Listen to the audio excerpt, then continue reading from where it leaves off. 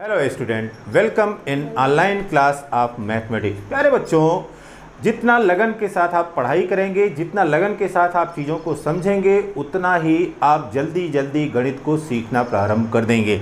यहाँ पर अब प्रश्नावली 1.1 के क्वेश्चन नंबर 3 को ले रहे हैं, जिसमें कह रहा है कि 3/5 व 4/5 के बीच में 5 परिमेय संख्याएं ज्ञात करिए। यहाँ पर तीसरे क्वेश्चन का जो सलूशन है उसको देखिए। कह रहा है संख्या क्या दी गई है, 3/5 व 4/5। इसका मतलब है कि दोनों के हर समान है, दोनों के हर समान है। फिर अब देखिए आगे क्या कह रहा है। आगे कह रहा है कि संख्याएं कितनी इनके बीच में, परिमेय संख्याएं,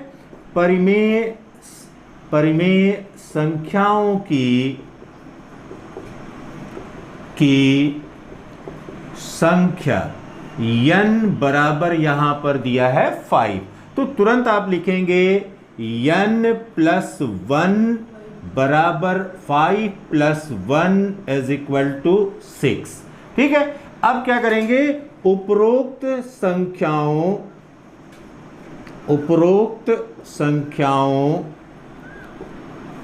3/5 व 4/5 के अंश व हर, न्यूमरेटर व डिनोमिनेटर में 6 से गुणा करके समतुल्य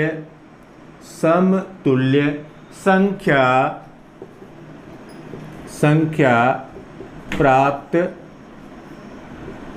करना। अब ये देखिए 3/5 यह बराबर हो गया 3/5 गुणे 6/6, यह बराबर हो गया 18/30। ये पहली परिमेय संख्या हो गई। फिर इसके पश्चात यहाँ पर 4/5 बराबर हो गया 4/5 गुणे 6/6 बराबर हो गया 24/30।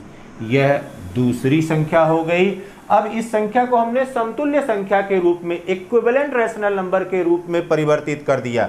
अब यहाँ पर देखिए यह हो गया 18/30, फिर इसके बाद 19/30, फिर 20/30, फिर 21/30, फिर 22/30, फिर 23/30 और इसके पश्चात आ गया 24/30। अब यहां पर देखिए ये 18/30 किसके बराबर था, यह बराबर था 3/5 के, 3/5। फिर कॉमा लगा दीजिए। अब 19/30 नहीं कटेगा, 19/30 नहीं कटा। अब यहां पर फिर देखिए ये कट जाएगा और यहां से ये आ गया 2/3। फिर यहां पर आ गया 21/30, इसको भी काट देते हैं। इसको यहां पर 3 सत्ते 21, 3 दहा में 30, ये हो गया 7/10। फिर यहां पर इसको 2 से 11 and 15, ये हो गया 11/15। फिर हो गया 23/30 और यहाँ से ये हो गया 4/5। तो इस प्रकार से यह 1, 2, 3, 4 और 5 संख्याएं आपको इन दोनों संख्याओं के बीच में प्राप्त हो गई। तो इस प्रकार से इस चरण का प्रयोग करके किन्हीं दो संख्याओं के बीच में आप परिमेय संख्या को ज्ञात कर सकते हैं। अब देखिए यही प्रश्न है और इसकी दूसरी विधि या दूसरी प्रक्रिया का इस्तेमाल करके आसानी से आप और आसानी से या और शीघ्रता से आप इसको निकाल सकते हैं। यहां पर देखिए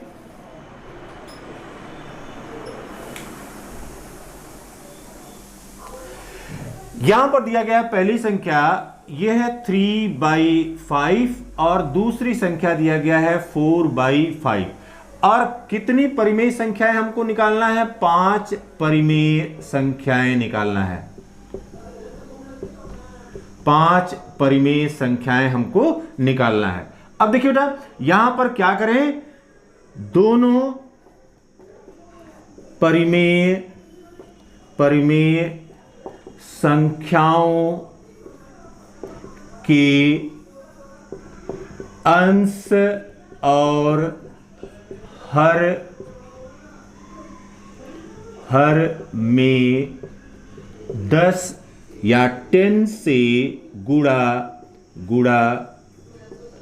करने पर, ये देखिए 3/5 इंटू 10/10, तो 3/5 is equal to 3/5 into 10/10 equivalent rational number. फिर इसको कन्वर्ट कर रहे हैं, ये हो गया 30/50, यहां पर इक्वेशन 1 हो गया। फिर देखिए ये हो गया 4/5 इंटू 10/10 इज इक्वल टू हो गया 40/50, ये इक्वेशन नंबर 2 हो गया।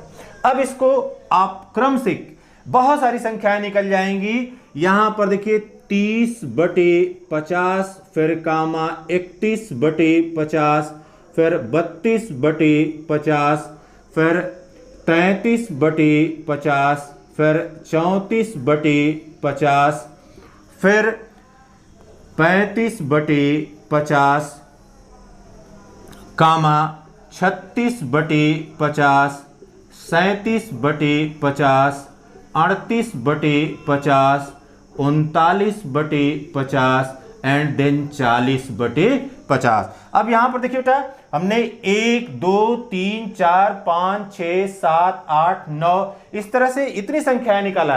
अब केवल 5 ही पूछ रहा है कि 5 परिमेय संख्याओं को आपको लिखना है, तो इसमें से कोई 5 परिमेय संख्या आप लिख सकते हैं। इस बात का सदैव ध्यान रखिए कि किन्हीं 2 परिमेय संख्याओं के बीच में अनंत परिमेय संख्याएं होती हैं, तो इसका केवल एक ही उत्तर नहीं होगा, आप हजारों तरह से इनके उत्तर को आप निकाल सकते हैं या इनके बीच की परिमेय संख्याओं को आप निकाल सकते हैं। तो यहां पर अब ये हो गया 3/5 कामा 31/50, फिर यहां पर अगर 2 से काट दें तो ये हो गया 16/25, तो ये हो गया 16/25, फिर यहां पर हो गया 33/50, फिर अगर 2 से काट दें तो 17/25, 17/25, फिर यहाँ पर ये 35/50,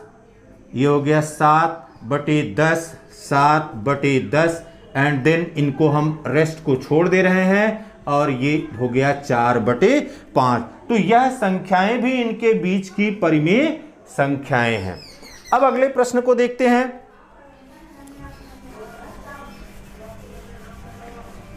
अगला प्रश्न कह रहा है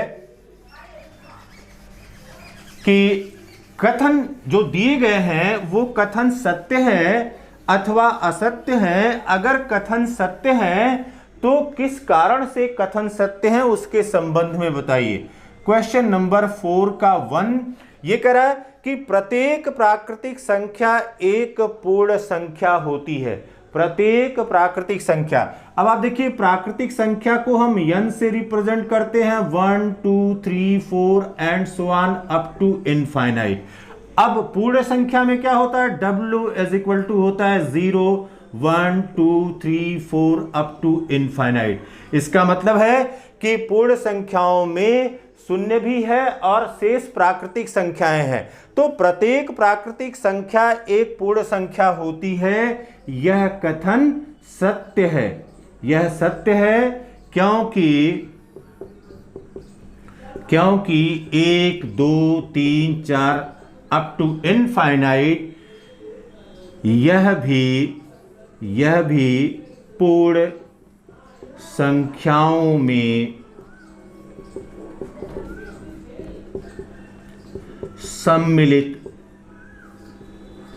सम्मिलित है। फिर देखिए बेटा दूसरा यहां पर स्टेटमेंट दिया गया है, कह रहा है कि प्रत्येक पूर्णांक एक पूर्ण संख्या होती है।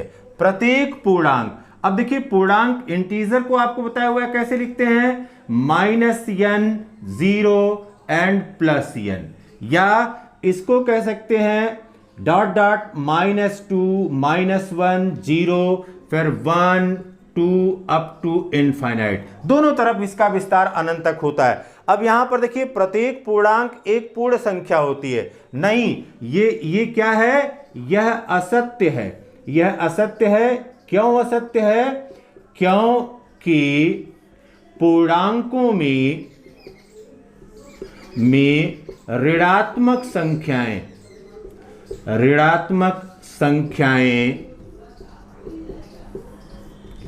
भी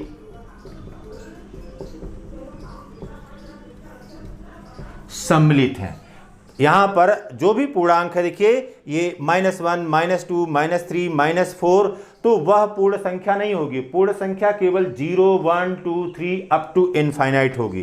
पर देखिए तीसरा कथन यहां पर दिया गया है कि प्रत्येक परिमेय संख्या एक पूर्ण संख्या है। तो प्रत्येक परिमेय संख्या एक पूर्ण संख्या है, यह कथन क्या है? असत्य है।